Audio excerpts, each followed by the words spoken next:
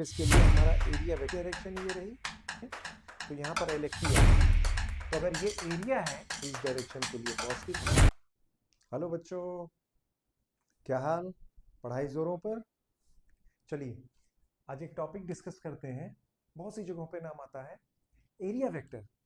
वैसे तो अभी तक हम जानते थे कि एरिया स्केलर क्वांटिटी है, कोई डायरेक्शन नहीं होती है, पर अब हमें सुनने को मिला कि area is a vector, that is called area vector. क्या मतलब है इसका?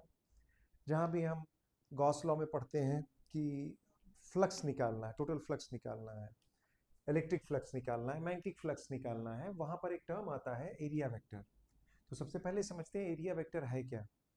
देखिए, एरिया वेक्टर मीन्स एरिया किसी एक स्पेसिफिक डायरेक्शन में। तो एरिया की डायरेक्शन क्या हो सकती है? मान लीजिए हम कोई एक सरफेस लें, लाइक ये है, ये कोई सरफेस है। तो अगर मैं इस सरफेस की बात करूंगा तो area vector means the direction of this area is perpendicularly outwards. Like यहां इस सरफेस हमारा एरिया वेक्टर इस डायरेक्शन में रहा। तो सीधे सीधे अगर हम कहें तो किसी भी सरफेस पर एरिया वेक्टर, जैसे मैंने यहां पर एक एरिया बना रखी है, अब अगर इसका एरिया वेक्टर मैं कहूं तो इसका एरिया वेक्टर सरफेस के परपेंडिकुलरली डायरेक्शन में बाहर की ओर। कैसे रिप्रेजेंट करें? ये अगर इसकी न्यूमेरिकल वैल्यू ए है इस पूरी एरिया की, तो एरिया वेक्टर को हम रिप्रेजेंट करते हैं a vector perpendicularly outwards to the surface, जिसकी वैल्यू होगी इसकी numerical value into n cap, where n cap is called unit vector, जो इस सरफेस की डायरेक्शन को या इस एरिया की डायरेक्शन को रिप्रेजेंट करता है। तो सिंपल शब्दों में अगर हम कहें कि अगर हमें इस सरफेस से टोटल इलेक्ट्रिक फ्लक्स निकालना पड़े, जहां पर इलेक्ट्रिक फ्लक्स इस सरफेस के परपेंडिकुलर डायरेक्शन में हो, दैट मींस इलेक्ट्रिक फील्ड इस एरिया के परपेंडिकुलर डायरेक्शन में हो। अब अगर इलेक्ट्रिक फील्ड इस एरिया के परपेंडिकुलर डायरेक्शन में है तो इसका मतलब है कि इस इलेक्ट्रिक फील्ड और एरिया वेक्टर के बीच का एंगल जीरो हो गया। दैट मीन्स एरिया वेक्टर जिस डायरेक्शन में है, से एरिया वेक्टर की डायरेक्शन ये रही, हमारे इलेक्ट्रिक फील्ड की भी डायरेक्शन ये रही।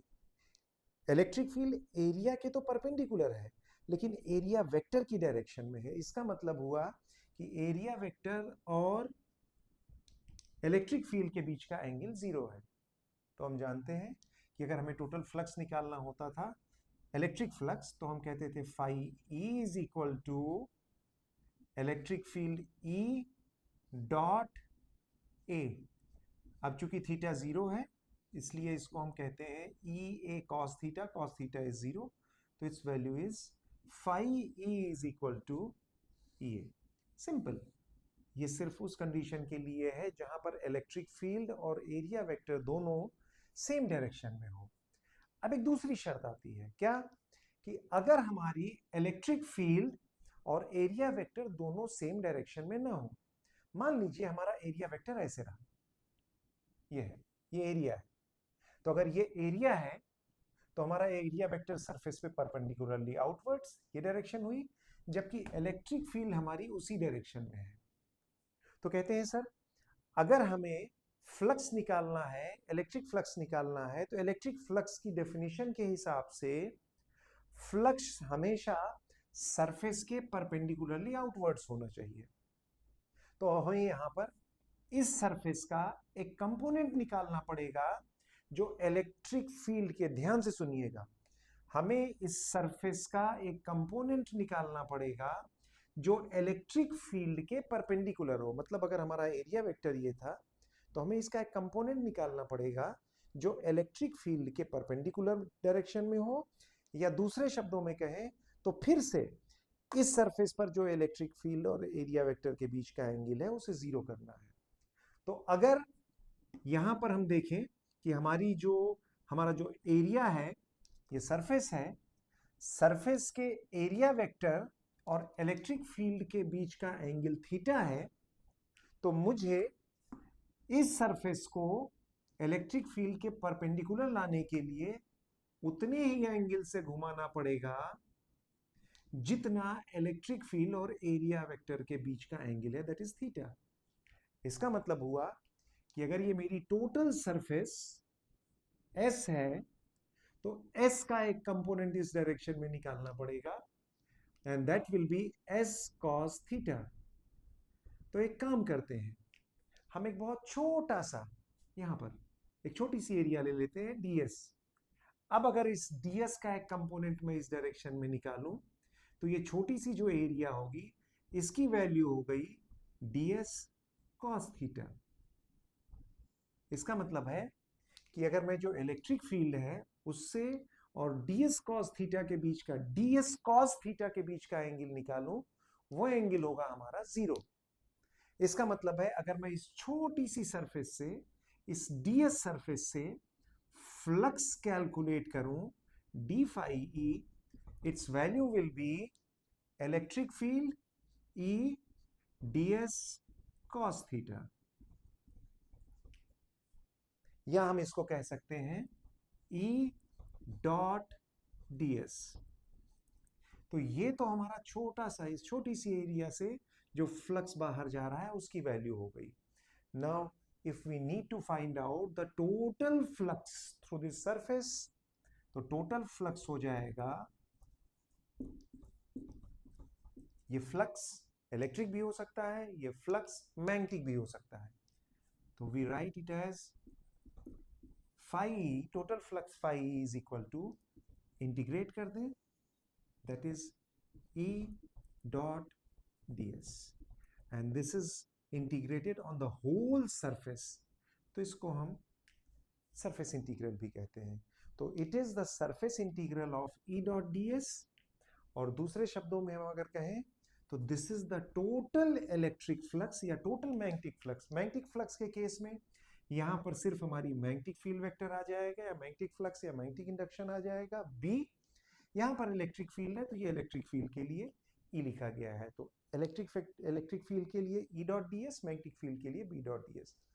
Total surface integral E dot ds gives you the value of total flux through this surface in perpendicular direction. This is a simple concept of area vector, जहां पर area vector हमेशा हम किसी दी हुई सरफेस के, अब इसमें दो चीजें हो सकती हैं।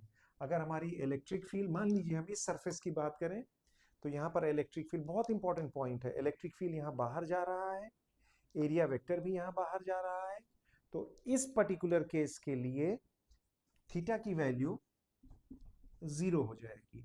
That means cos theta becomes 1।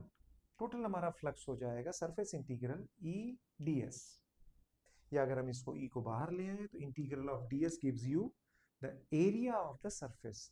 हाँ, इसका उल्टा, अगर हम इस सरफेस, सेम उसी इलेक्ट्रिक फील्ड के लिए अगर इस सरफेस पर बात करें तो ये इलेक्ट्रिक फील्ड तो यहाँ अंदर जा रही है पर एरिया वेक्टर इस डायरेक्शन में बाहर होगा।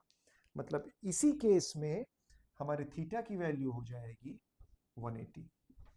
That means cos 180 is equal to -1। वही रिजल्ट हमारा अब नेगेटिव मिलना शुरू हो जाएगा। तो इसका मतलब है एरिया वेक्टर किसी एक ही सरफेस को दो तरफ से देखने पर दो अलग अलग वैल्यूज देगा। मींस इलेक्ट्रिक फ्लक्स जहां इस डायरेक्शन के लिए पॉजिटिव था, वही इलेक्ट्रिक फ्लक्स इस डायरेक्शन के लिए नेगेटिव होगा। ये बहुत सिंपल सा टॉपिक है, पर हमारे यहाँ बोर्ड में, सीबीएसई में, ये एग्जाम्स में इस पर बेस्ड बहुत सारी प्रॉब्लम्स पूछी जाती हैं, जहां पर इस एरिया वेक्टर और फील्ड की डायरेक्शन, इलेक्ट्रिक फील्ड की डायरेक्शन में रिलेशन, उस पर बेस्ड न्यूमेरिकल्स, तो वहां पर ये बहुत काम आता है कि हम एरिया वेक्टर कैसे निकालें, थीटा की वैल्यू कैसे डिसाइड करें, कहां पर हमारा फ्लक्स पॉजिटिव होगा, कहां पर हमारा ये फ्लक्स नेगेटिव होगा।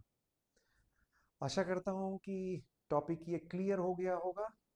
इसके अलावा भी अगर कोई टॉपिक ऐसा आपको समझना है तो यूट्यूब चैनल पर आप लिंक में सिर्फ ये कमेंट कर दें कि कौन सा टॉपिक हमें समझना है, कौन सा टॉपिक हमें नया वीडियो मुझे देना है।